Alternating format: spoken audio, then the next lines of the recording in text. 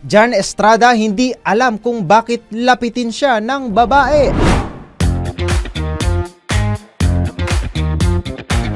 At para sa balitang showbiz, nangingiting sinabi ni John Estrada na maging siya ay hindi alam kung bakit lapitin siya ng mga babae. Sa interview sa aktor, sinabi nito na bukod sa hindi niya alam kung bakit siya habulin ng mga babae, hindi naman daw niya kinoconsider ang kanyang sarili na habulin. Ang pagkakaalam niya raw ay friendly lamang siya. Kaya akala ng mga tao ay hinahabol-habol siya ng mga babae. Naitanong ito kay John dahil kahit may karelasyon na ito ay lapitin pa rin ito ng mga babae. Ang pinaka-latest nga ay ang pagkumpirma ng misis nitong si Priscilla May Reyes na may bago itong babae. Bagamat sinabi ni John na mutual decision nila ni Priscilla ang kanilang pansamantalang paghihiwalay, ngunit kinontra ito ng dating beauty queen.